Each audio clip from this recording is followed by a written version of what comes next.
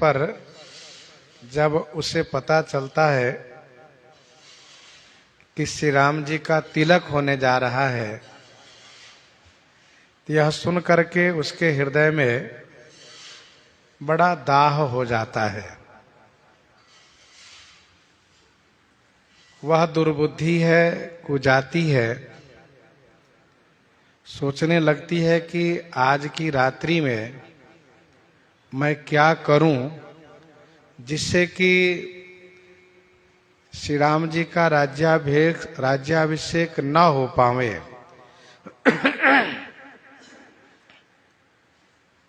गोस्वामी जी कहते हैं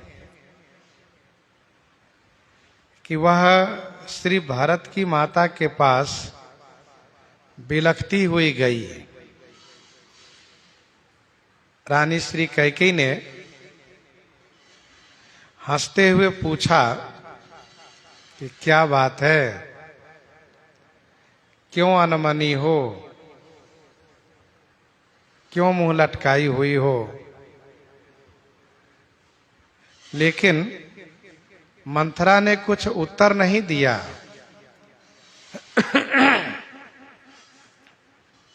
अपितु ऊर्ध्व सांस लेने लगी और त्रियाचरित करके आंसू गिराने लगी। तब माता श्री कैकेयी ने कहा हंसते हुए कि तुम बहुत मुंहजोड़ हो, उल्टा सीधा बकने वाली हो। मेरा मन ऐसा कहता है कि श्री लक्ष्मण जी ने तुम्हें शिक्षा दी है, फिर भी नहीं बोली। तब गोस्वामी जी ने कहा तब हूं न बोली चेरी बड़ी पापिनी, छाड़ई श्वास कारी जनो सापिनी, छाड़ई श्वास कारी जनो सापिनी।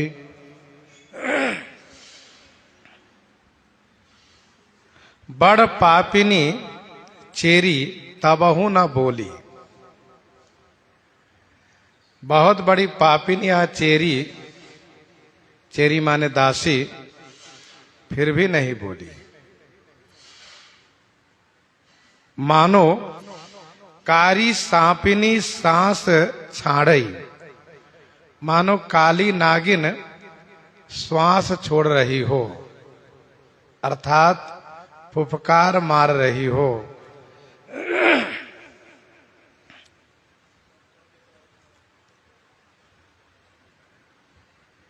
बड़ी पापिन यह दासी है। कहने का भाव यह है कि जो किसी का भी अनिष्ट करता हो, किसी का भी अपकार हो, तो वह पापी है। अपने अन्नदाता को, अपने भरण पोषण करने वाले को, अपने मालिक को नुकसान करें, हानि पहुंचावें, तो वह बड़े पापी हैं। मंथरा बहुत बड़ी पापिन है।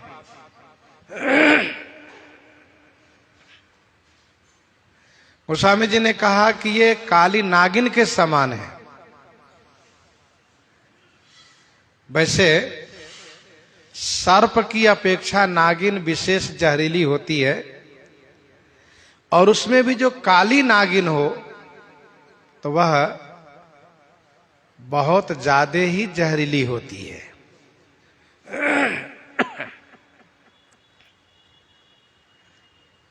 सांप काटने के पूर्व वह मर्म स्थान देखता है। ऐसी स्थान में काटूं कि जिससे कि इनकी मृत्यु हो जाए, तो इस मंथरा रूपी काली नागिन ने महारानी कैकेयी को इस प्रकार से डसा है, इस प्रकार से काटा है कि इनका मरण ही हुआ। कैसा मरण? तो कहा प्रतिष्ठित व्यक्ति को अपजस प्राप्त होना यही मरण है। संभावित कहा अपजस लाहू, मरण कोटि सम दारुण दाहू, मरण कोटि सम दारुण दाहू।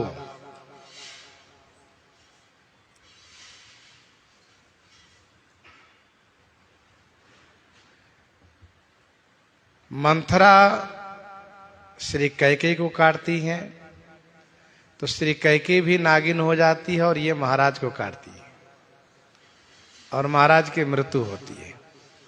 मानहु सरोस भुअंग भामिनी विषम भांति निहारई। तब हूं न बोली चेरी बड़ी पापिनी, छाड़ई श्वास कारी जनु सापिनी। सभय रानी कह सिकन, कुशल राम महिपाल। लखन भरत रिपु दवन सुनी, भाकुबरी उरसाल, भाकुबरी उरसाल।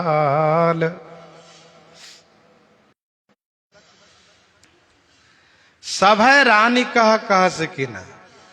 महारानी श्री कैकेयी डर गई है यह सोच करके कि मैं हंसी हंसी में पूछ रही हूं और कहीं ऐसा न हो कि कोई बड़ी घटना घट गई हो। महारानी श्री कैकेयी जी ने पूछा कि श्री राम महिपाल, लखन भरत रिपुदवन।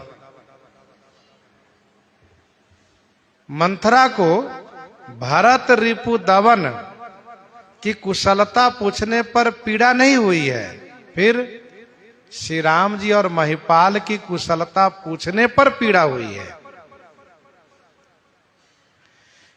जिन श्री राम जी के प्रति द्वेष हृदय में भरने के लिए आई हैं, जिन श्री राम जी से अनबन कराना चाहती हैं, मंथरा ने देखा कि उन्हीं श्री राम जी के प्रति इनका अपार प्रेम है। इसलिए सर्वप्रथम श्री राम जी की कुशलता पूछती हैं। इन्हें अपने बेटे की चिंता नहीं है, श्री राम की कुशलता पूछ रही हैं और फिर महाराज की कुशलता पूछ रही हैं, जो महाराज इनके साथ छल कर रहे हैं, कपट कर रहे हैं। तो कुबरी को बहुत पीड़ा हुई। भा कुबरी उर साल।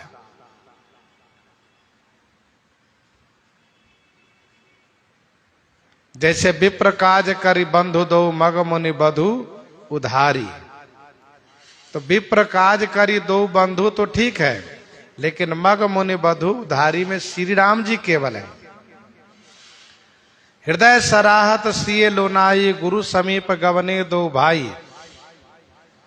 श्री सीता जी की सुंदरता सराहना करने में केवल श्री राम जी हैं और गुरु जी के पास जाने में दोनों भाई हैं। वैसे यहां पर श्री राम जी और महाराज की कुशलता पूछने पर मंथरा को पीड़ा हुई है, न कि श्री भरत और शत्रुघ्न की कुशलता पूछने पर।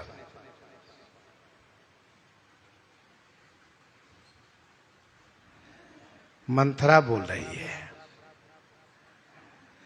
कत सिख देई हम ही को माई, कत सिख देई हम ही को माई। गाल करब के ही कर बल पाई, गाल करब के ही कर बल पाई।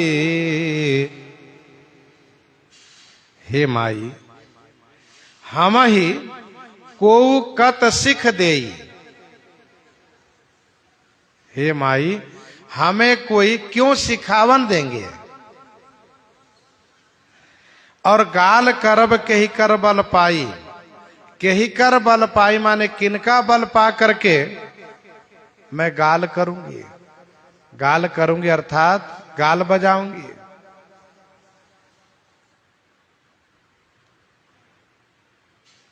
श्री कैकेयी जी ने यह कहा है कि दिन लखन सिख असमन मोरे।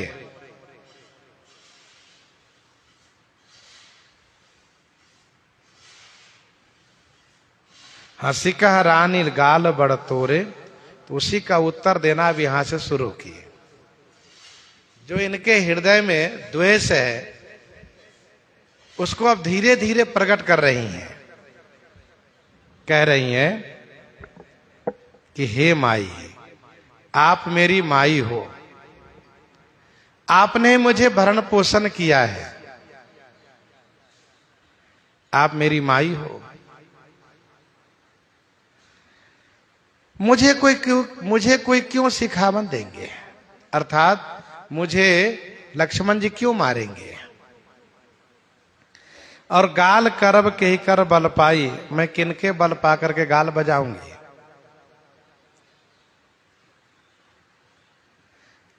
इसका अभिप्राय यह है कि मैं आपके बल पा करके कुछ बोला करती थी।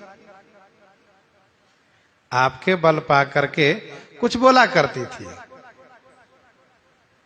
लेकिन अब आप भी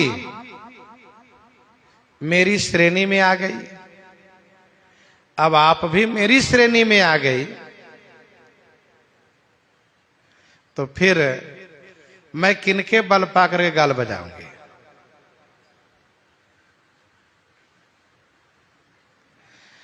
अब आपका स्वामित्व खत्म हो गया।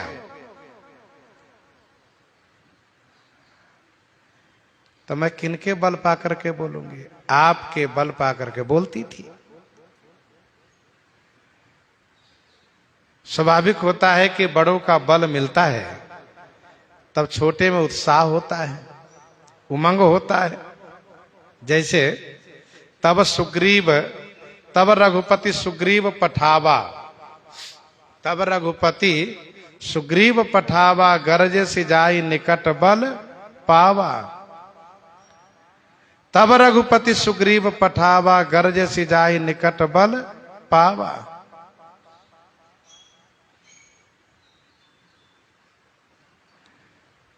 उमा विभीषण रावण ही सन्मुख चितव की काऊ। सो अब भीरत काल ज्यों श्री रघुवीर प्रभाव। को ललकारते हैं। अब दूसरी बात जो आपने कुशलता पूछी है तो इसका उत्तर यह है कि राम ही छाड़ी कुशल के ही आजू। राम ही छाड़ी कुशल के ही आजू। जिन्हि जनेस देई जुबराजू। राम ही छाड़ी कुशल के ही आजू। जिन्हि जनेस देई जुबराजू।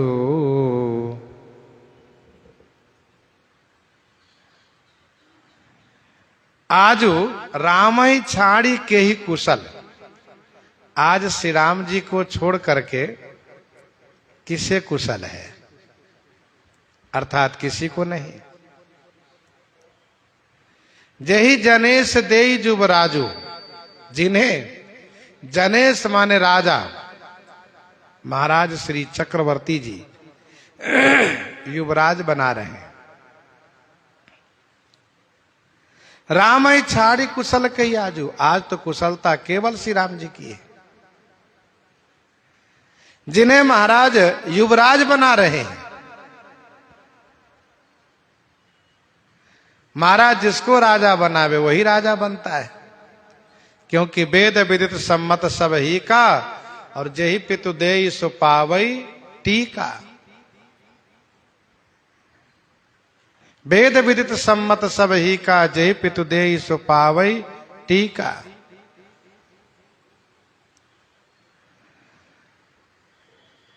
और किसी की कुशलता नहीं है।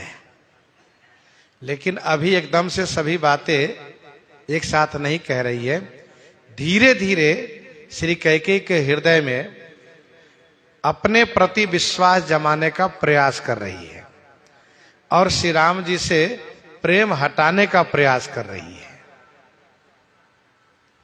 आगे कहेंगी कि भरत बंदी गृह से यही, भरत बंदी गृह से यही, लखन राम के नेव।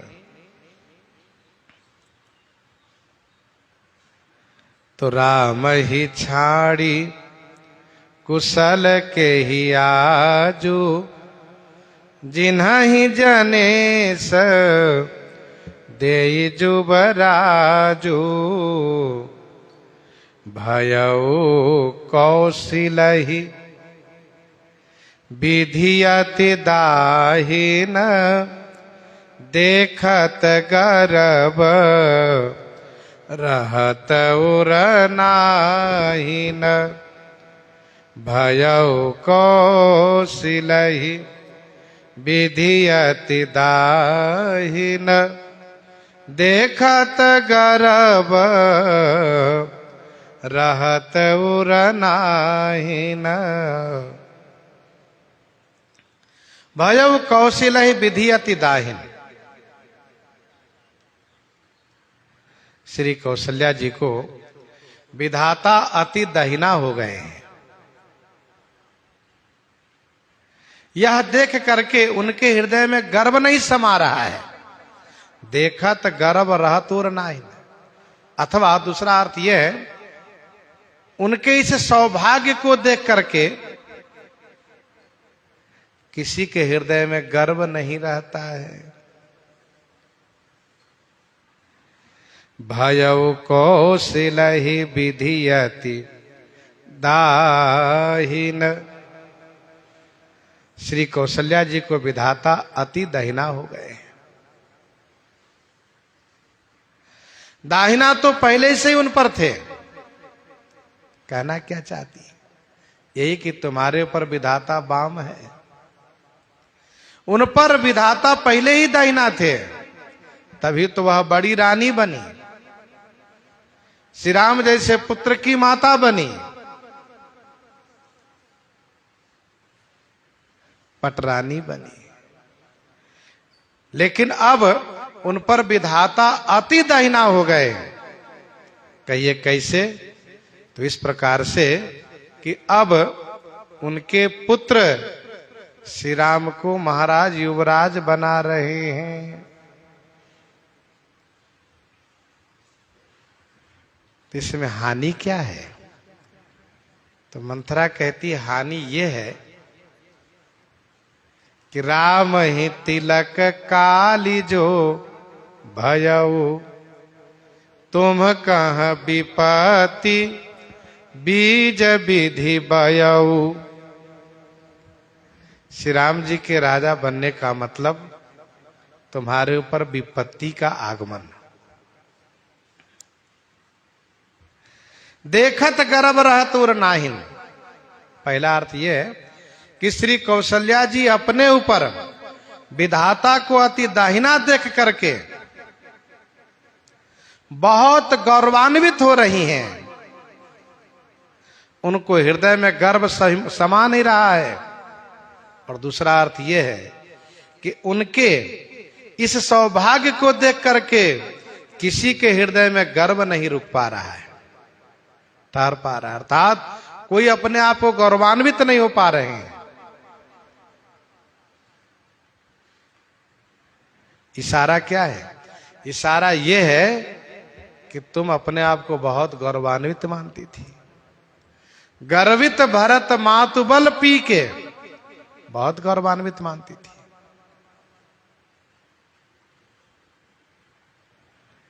भयउ कौशिलहि विधि अति दाहिन, देखत गर्व रहत और नाहिन। देखहु कसन जाय सब शोभा, जो अवलोकी मोर मन क्षोभा। जो अवलोकी मोर मन क्षोभा, देखहु कसन जाय सब शोभा। जो अवलोकी मोर मन क्षोभा, देखहु कसन जाई सब शोभा। जाई सब शोभा कस न देखहु, जाई माने जा करके सब शोभा क्यों नहीं देख लेती हैं आप। जो अवलोकी मोर मन क्षोभा, जिस शोभा को देखने के बाद मेरा मन क्षुब्ध हो उठा है, आप देखोगी तो आपका मन भी क्षुब्ध हो जाएगा। देखहु कसन जाय सब शोभा, जो अवलोकी मोर मन क्षोभा। आप जाकर के सब शोभा देखिए। सब शोभा का मतलब सर्वप्रथम महारानी कौशल्या जी की शोभा देखिए, इसके बाद नगर की शोभा देखिए, तिलकोत्सव के लिए तैयारी की गई उन सामग्री की शोभा देखिए। क्यों नहीं जाकर सब शोभा देख लेती है। जो अवलोकी मोर मन क्षोभा, मंथरा का मन क्षुब्ध हो उठा है। राम तिलक सुनि भाउर दाहु, इसलिए कह रही है कि जिसे देखने से मेरा मन क्षुब्ध हुआ है, तुम देखोगी तो तुम्हारा मन भी क्षुब्ध होगा।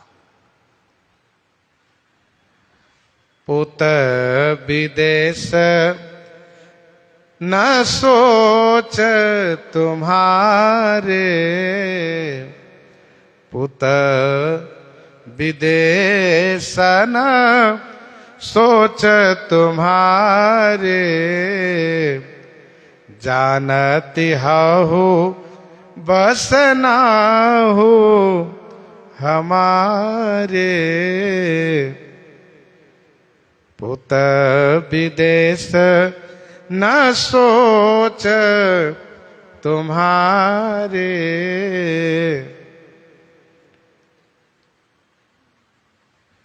एक स्त्री के प्रति अपने बेटे के प्रति ममता होती है, पति के प्रेम पर उनको गर्व होता है।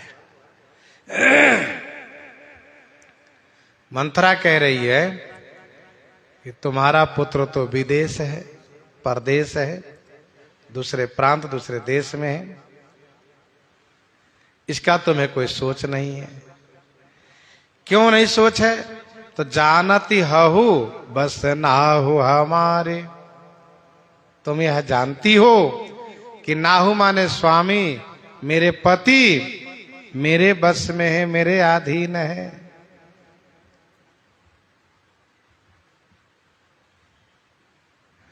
पुत्र विदेश नहीं सोच तुम्हारे, बेटा बाहर है, तुम्हें बेटे की कभी कोई चिंता नहीं है। और मन में सोचती हो कि पतिदेव मेरे बस में है, मेरे अनुकूल है। आगे कहेंगे, तुम ही न सोच सुहाग बल, तुम ही न सोच सुहाग बल, निज बस जानहु राउ। मन मलिन मुह मीठ नृप, राउर सरल स्वभाव। राउर सरल स्वभाव।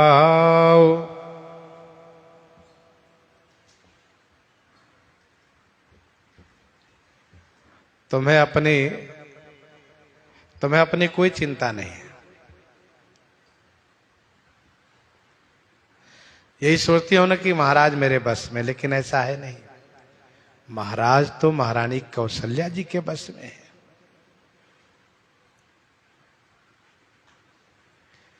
तुम्हारे पुत्र जो परदेश में है, ननिहाल में है, ये षड्यंत्र पूर्वक ऐसा है। अर्थात यह सब चाल राम माता की है। पठये भरत भूप न नियौरे, पठये भरत भूप न नियौरे, राम मातु मत जानब रौरे। पठये भरत भूप न नियौरे, राम मातु मत जानब रौरे। श्री राम माता का मत है, जबकि ऐसा नहीं है। श्री भरत जनकपुर में ही थे कि इनके मामा युधाजित आ गए थे। विवाहोपरांत उन्होंने महाराजा श्री चक्रवर्ती जी से बहुत अनुनय करके तब श्री भरत को अपने साथ ले जाने के लिए उनकी आज्ञा प्राप्त किए, और फिर सबसे विदा मांग करके, सबसे कह करके तब उनको लेकर गए। लेकिन मौका है, जिसके हृदय में द्वेष भरा होता है तो वह जो बातें करता है वह द्वेष पूर्ण ही बात करता है। सभी बातों में गलत अर्थ लगाता है वह। तो पुत विदेश नहीं सोच तुम्हारे, जानत हाहु बस नाहु हमारे। और महारानी आपको तो नींद बहुत प्रिय, सेज तुराई, नींद बहुत प्रिय, सेज तुराई। लखहु न भूप कपट चतुराई, लखहु न भूप कपट चतुराई, नींद बहुत प्रिय, सेज तुराई। नींद बहुत प्रिय सेज तुराई, लखौ न भूप कपट चतुराई।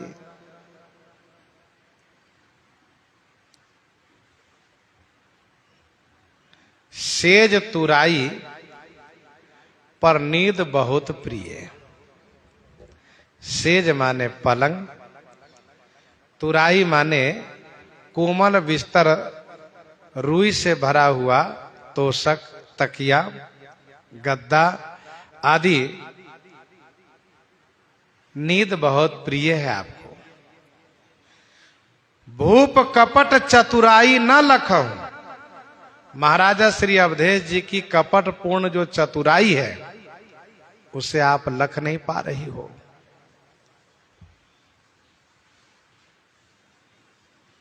देखिए इस प्रकार से बातें कर रही मंथरा। हमें कोई क्या सिखावन देंगे? हमें तब किसी का बल ही नहीं कि मैं बोलूंगी, किसी से कुछ कहूंगी। श्री कौशल्या जी पर विधाता बहुत दाहिना हो गए। राम जी को आज कुशलता है। तुम्हारे बेटे तो ननिहाल में है, महाराज के लिए सोचा करती हो कि मेरे बस में है, और खूब सोती हो। श्रीमद् वाल्मीकि रामायण में पलंग पर लेटी हुई मंथरा ने देखा, ऐसा वर्णन है। श्रीमद् वाल्मीकि रामायण में वर्णन है कि पलंग पर लेटी हुई थी, मंथरा ने देखा। अध्यात्म रामायण में है कि वे पलंग पर बैठी थी।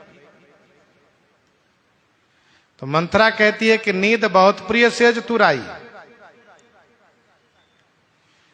तुम एक राज कुमार की माता हो, एक राजा की रानी हो, इस प्रकार से निश्चिंत होकर के नहीं सोना चाहिए। कुछ पता भी है क्या हो रहा है, राज्य में क्या हो रहा है, राजधानी में क्या हो रहा है, कुछ खबर भी है? कुछ नहीं जानती हो आप।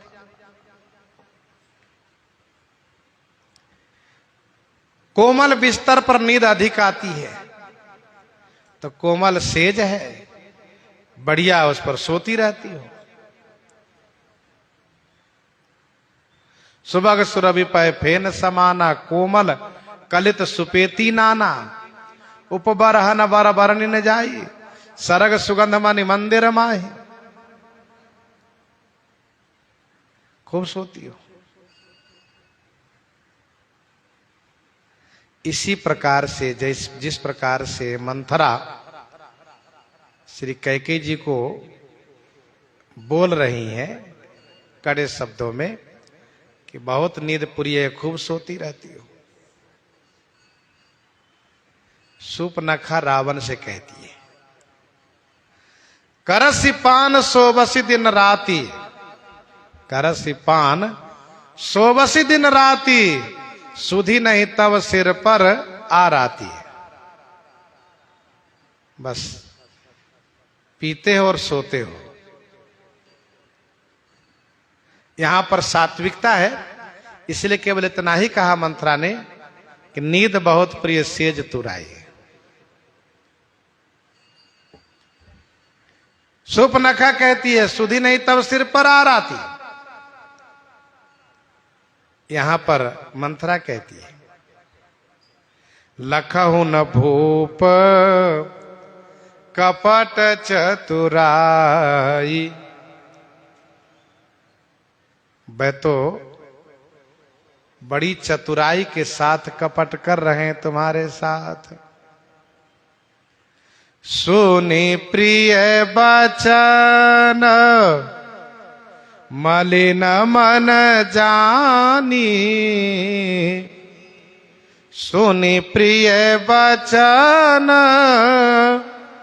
मलिन मन जानी, झोके रानी अब रहु अरगानी, झोकी रानी अब रहु अरगानी। सुनि प्रिय बचन मलिन मन जानी, झोकी रानी अब रहु अरगानी।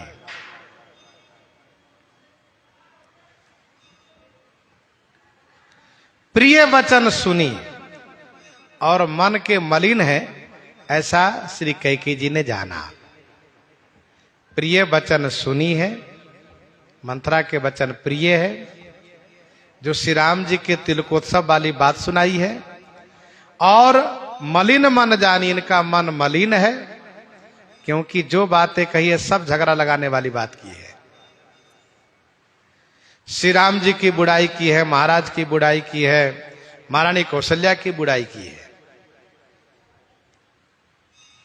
सबकी बुराई कर रही है। तो सुने प्रिय वचन मलिन मन जानी,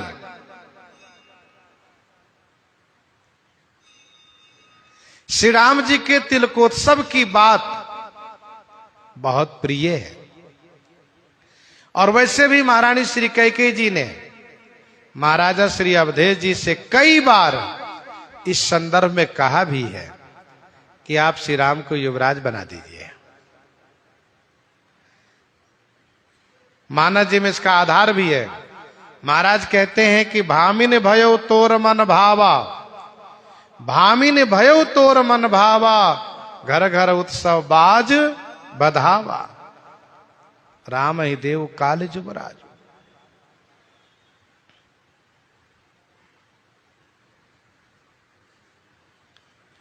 तो सुनि प्रिय वचन मलिन मन जानी, झूकी रानी। रानी श्री कैकेयी जी झूकी। झूकी माने डांटी, झूकी माने डांटी। और डांटती हुई कहा उन्होंने, अब रहू अरगानी, अब अरगानी रहू। अरगानी माने चुप रहो, आगे मत बोलना, खबरदार। सुनि प्रिय बचन मलिन मन जानी, झूकी रानी। डांटने को झुकना कहा जाता है,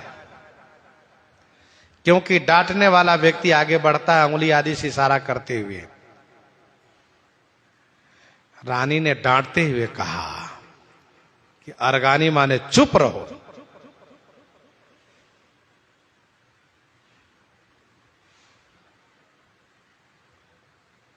अरगानी का अर्थ चुप रहना होता है।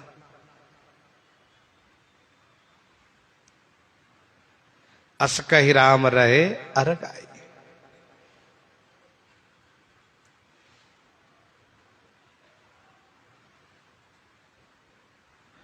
तहाँ राखै जननी अरगाई।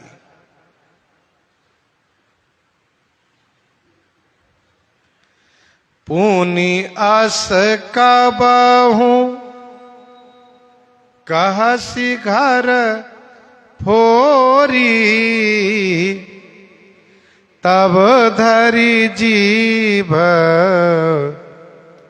कढ़ाबऊ तोरी। पुनि अस कबहू कहसी घर फोरी, तब धरी जीभ कढ़ाबऊ तोरी।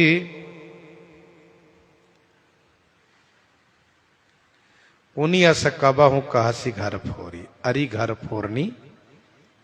पुनि माने फिर, कभी तुम ऐसा कही जैसा आज कही हो, तो तब धरी जीभ, तब तुम्हारी जीभ, धरी माने पकड़वा करके, कढ़ावो माने खिंचवा लूंगी, जीभ पकड़वा करके उखड़वा लूंगी। न जिह्वा रहेगी और न तुम झगड़ा लगाने वाली बात करोगी।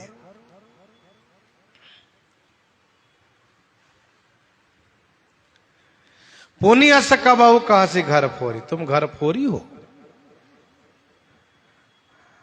घर को बर्बाद करने वाली हो, झगड़ा लगाने वाली हो। तुमने एक भी बात सही नहीं कि केवल एक बात को छोड़ करके, एक बात को छोड़ करके कि श्री राम जी का तिलक होने जा रहा है, इसके बाद तुमने कोई बात अच्छी नहीं कही। सभी बातों में झगड़ा लगाने वाली बात है। अच्छा, झगड़ा लगाने वाले भी बड़े कुशल होते, बहुत कुछ सह करके तब झगड़ा लगाने में सफल होते। अपने सारा काम छोड़ करके उनके पास बैठेंगे झगड़ा लगाने वाले, और फिर उल्टी सीधी बात करेंगे, वो ना माने तब उदाहरण देंगे, जैसे बने मना कर समझा करके झगड़ा लगा के ही शांत होते हुए।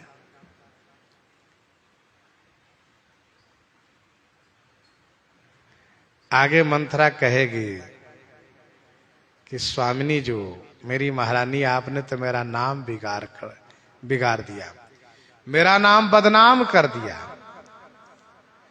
तुम पूछहूं मैं कहत डेराऊ,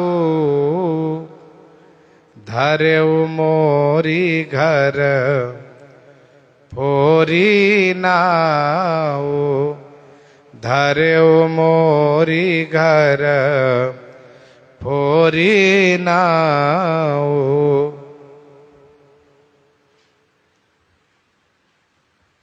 श्री कैकेयी जी ने कहा कि तुम्हारी जिह्वा पकड़वा के खिंचवा लूंगी,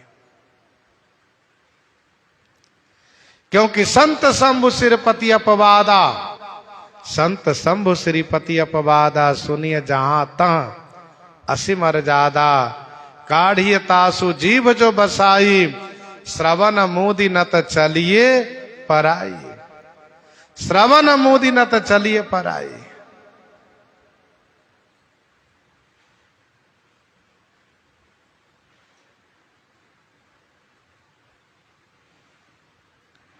तो पुनिया से कबहू कहसी घर फोरी, तब धरि जीभ कढ़ावो तोरी।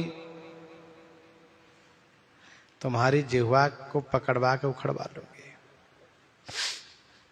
सत्योपाख्यान में ऐसा वर्णन है, श्री कैकेयी ने बहुत डांटा है और कहा कि तुम श्री राम जी से द्वेष रखती हो, कहीं ऐसा तो नहीं कि तुम असुर कुल की बेटी हो,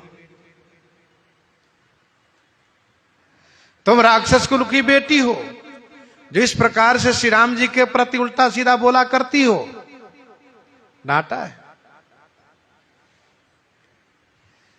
काने खोरे कुबरे,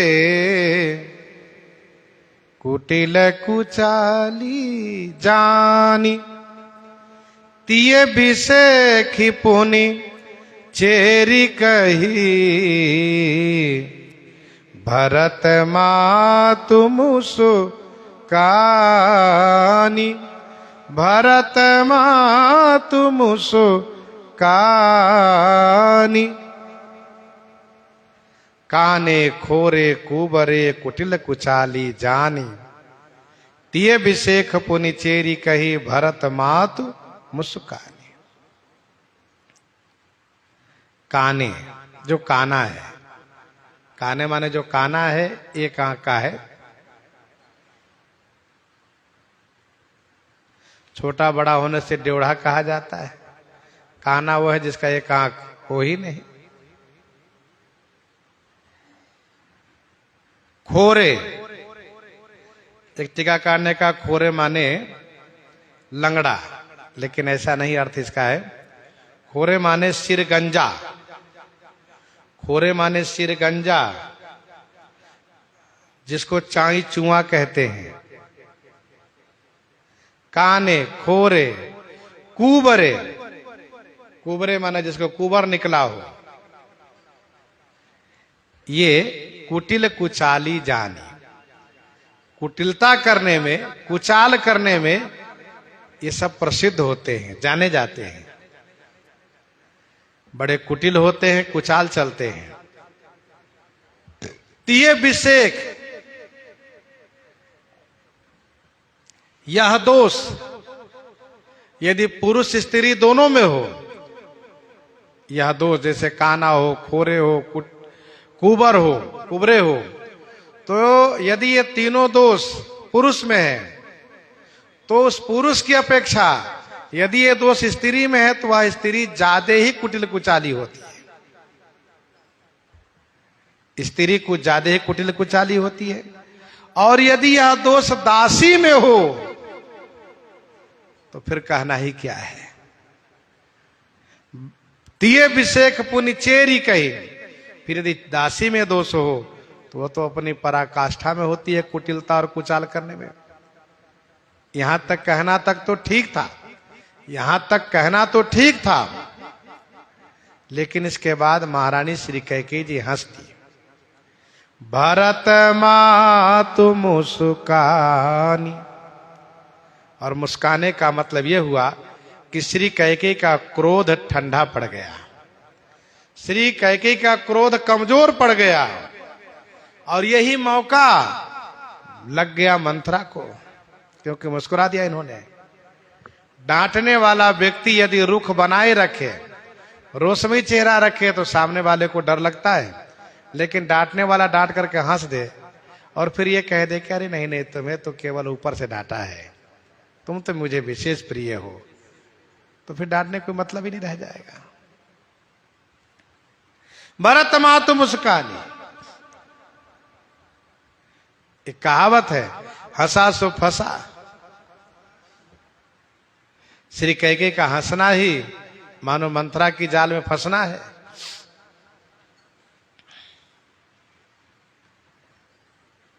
श्री द्रौपदी जी ने उस वक्त हास्य किया हंसी उड़ा दी दुर्योधन की। जिस समय वह अद्भुत सभा और महल को देख रहा था दुर्योधन, जहां का दृश्य बड़ा अद्भुत था, जहां जल था वहां थल दिखे, जहां थल रहे वहां जल दिखे, जहां दरवाजा हो वहां दीवाल दिखे, जहां दीवाल दिखे वहां दरवाजा हो। बड़ा विचित्र वहां का दृश्य था। दुर्योधन चुटा भी गए, भीग भी गए। श्री द्रौपदी जी ने हंसी उड़ा दी और उनके हंसी उड़ाने का परिणाम ये हुआ कि महाभारत हो गया। तो किसी के ऐब, ध्यान दीजिएगा, किसी के ऐब, ऐब माने दोष, किसी के ऐब, किसी के दोष, किसी की कमी को मजाक उड़ाने वाला व्यक्ति मानो उसके द्वारा अपने ऊपर संकट को आहूत करता है, संकट को बुलाता है। भगवान देवर्षि नारद जी को बानर का मुंह दे दिए। शिवगण देवर्षि नारद जी की बड़ी हंसी कर दिए, हंसी उड़ा दिए। देवर्षि नारद जी को जब पता चला तो नारद जी ने कहा तुमने बहुत हंसा है, अब हंस करके बच तो नहीं सकते हो। हंसे हो हम ऐसो ले हो फला बहुरी हंसो मुनि को। तो किसी की कमी पर श्री कैकेयी ने क्या कहा, काने खोरे कुबरे कुटिल कुचाली जानी तिये विषेख पुनिचेरी कही भरत मातु मुस्कानी। उनके दोष का उपहास किया महारानी श्री कैकेयी जी ने, जिसका परिणाम भयावह हुआ। प्रिय बादिनी सीख दिन्हु तो ही, प्रिय बादिनी सीख दिन्हु तो ही, सपने हो तो पर कोपन मोही। हे प्रिय बादिनी, प्रिय बादिनी माने प्रिय बोलने वाली, तो ही सिख दिन्हु, तुम्हें मैंने सिखावन दिया। सपने हो तो पर कोपन मोही, स्वप्न में भी तुम्हारे ऊपर मेरे हृदय में क्रोध नहीं है। हाँ, श्री कैकेयी जी को वह बात बहुत प्रिय लगी है। कौन सी बात? कि राम ही छाड़ी कुशल कही आजू जही जनेश दे जुगराजू। श्री राम जी को राजा बना रहे हैं महाराज,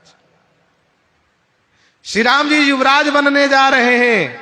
यह प्रिय शुभ समाचार है। इसलिए महारानी श्री कैकेयी जी ने कहा कि हे प्रिय बादिनी, प्रिय बोलने वाली, मैंने तुम्हें शिक्षा दी, शिखावन दिया, डांटा। इसका मतलब यह नहीं कि मेरे हृदय में तुम्हारे प्रति क्रोध है। जागने की बात तो जाने दो, स्वप्न में भी तुम्हारे ऊपर मेरे हृदय में क्रोध नहीं होता है। तो मेरी प्यारी दासी हो। सुदिन सुमंगल दायक हो सोई,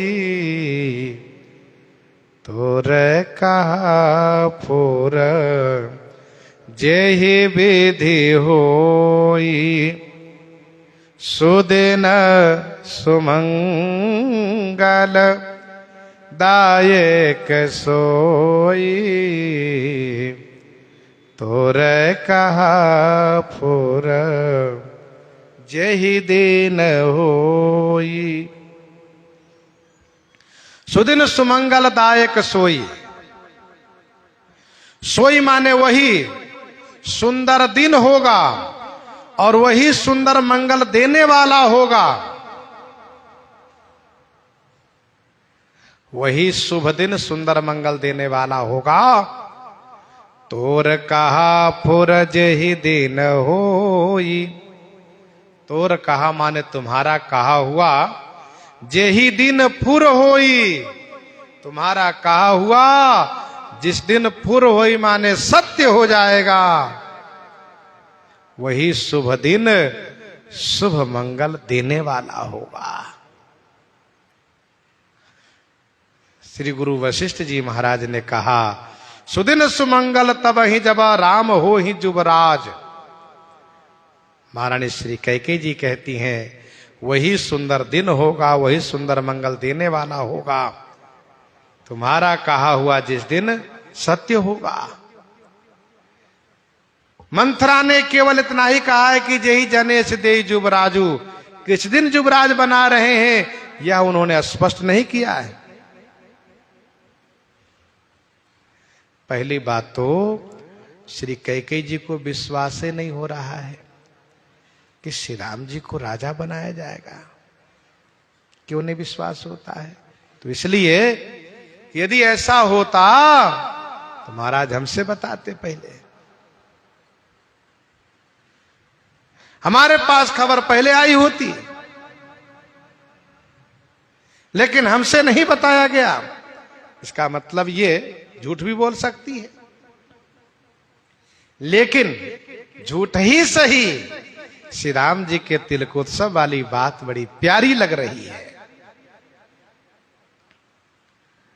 जेठ स्वामी सेवक लघु भाई, जेठ स्वामी सेवक लघु भाई, यह दिन कर कुल रीति सुहाई, यह दिन कर कुल रीति सुहाई।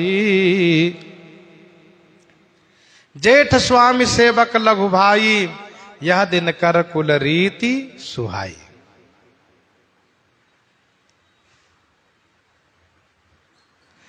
दिनकर कुल की यह सुहाई रीति है। दिनकर कुल माने सूर्य कुल की यह सुहाई माने सुंदर रीति है। क्या? जेठ स्वामी सेवक लघु भाई। जेठ स्वामी बड़े भाई स्वामी हो, लघु भाई सेवक हो। जेठ स्वामी सेवक लघु भाई, यह दिन कर कुल रीति सुहाई। यह तो सूर्य कुल की सुंदर रीति है।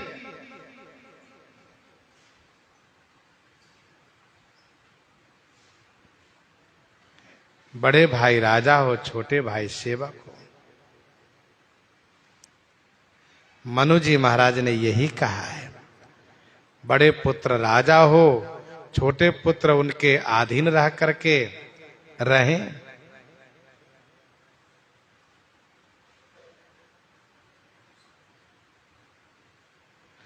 यह कुल उचित राम कहूं टीका, सभाई सुहाई मोहि सुठनी खा। मंत्रा भी कहती है। महाराजा श्री चक्रवर्ती जी कहते हैं, मैं बड़ छोट विचार जिए करत रहे नृप नीति।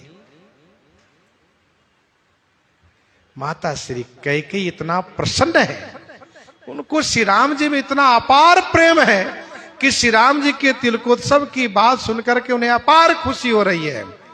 और मंथरा को सखी कह रही है, दासी नहीं। राम तिलक जो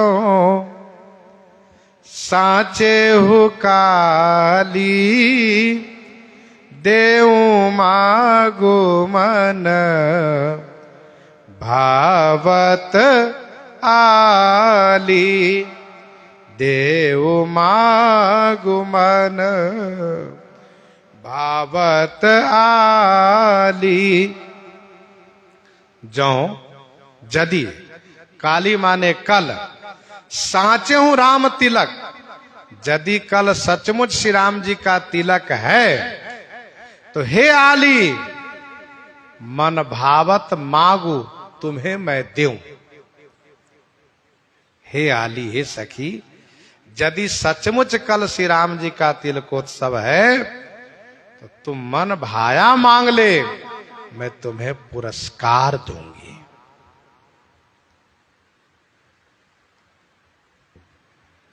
श्री कैकेयी जी बढ़िया बढ़िया बातें कह रही हैं, श्री राम जी की बड़ाई कर रही हैं। श्री राम जी ही मेरे पुत्र हो अगले जन्म में, श्री किशोरी जी बहू हो, यह चाहती हैं, लेकिन पूछ रही हैं कि राम जी के तिलक में तुम्हें परेशानी क्यों है। यह नहीं पूछना था, लेकिन होनी है। तुलसी जैसी भवतव्यता तैसी मिलई सहाय। माता श्री कैकेयी जो पूछने लगी, यही इनके लिए हानिकारक हुआ। तो प्रसंग को आज हम लोग हृदयांगम करते हैं। आइए श्रवण करते हैं श्री भक्तमाल जी से।